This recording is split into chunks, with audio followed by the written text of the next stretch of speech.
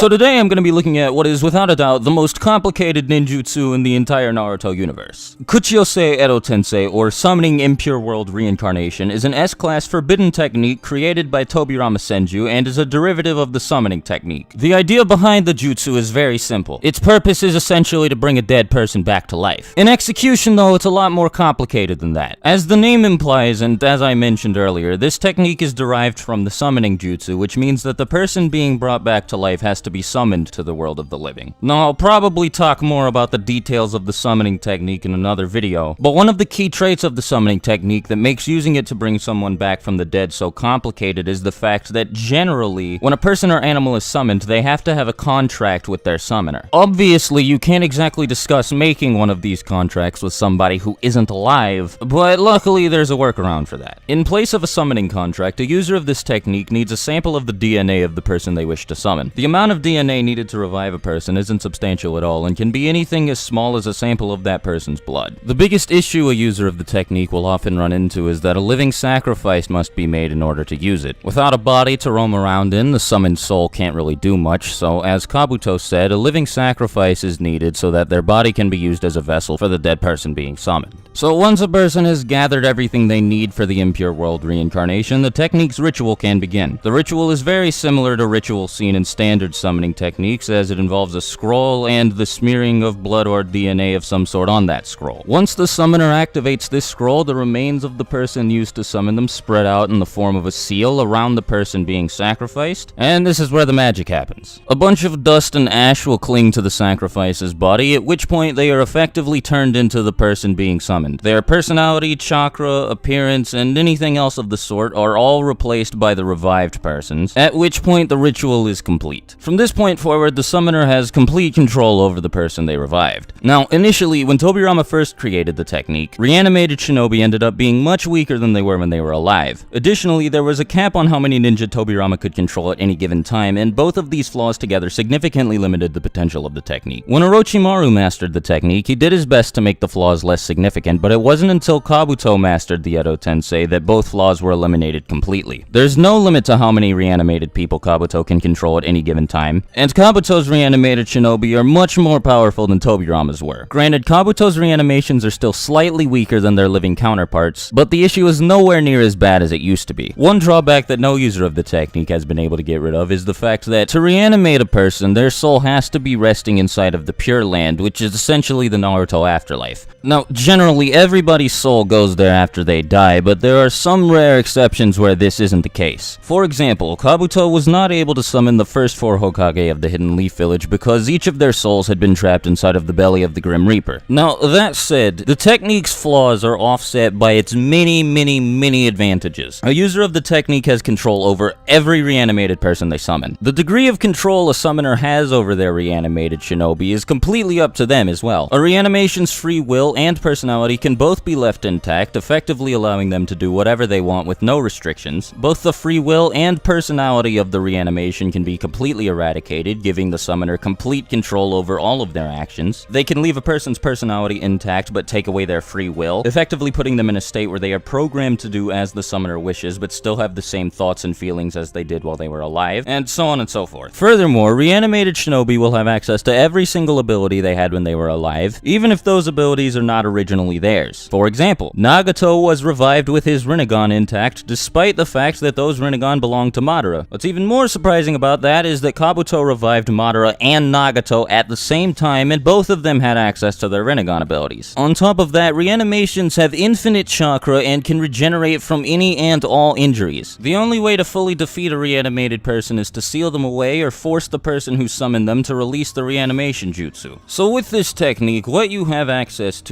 is a potentially endless army of the most powerful shinobi in all of history who have been turned into immortal zombies with infinite chakra. They can even be left on autopilot so you don't have to do any work yourself. It goes without saying, but this technique is really hacks OP.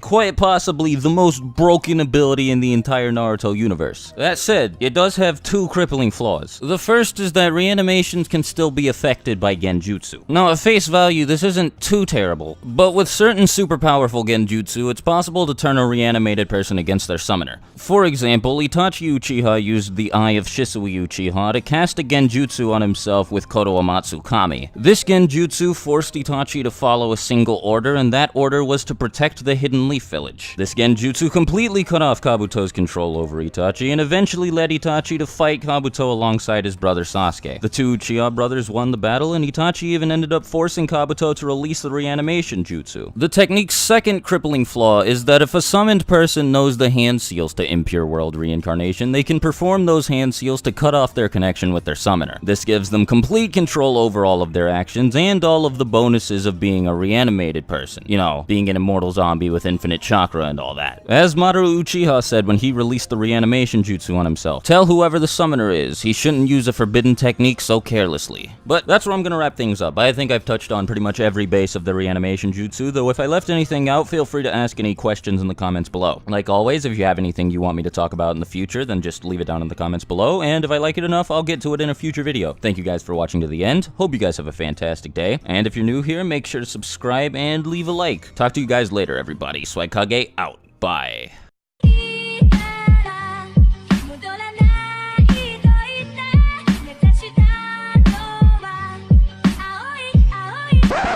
Also, right, before I end the video, huge thanks and huge shout out to Mr. HD. He made me my new YouTube banner, and I'm a huge fan of it. If you want to check him out on Twitter or YouTube, I'll put a link to his channel and his Twitter in the description. He's really cool, he was super nice. If you need any graphics design work, hit him up. He won't charge you a whole lot, and he's super pleasant to work with. Thanks guys, bye.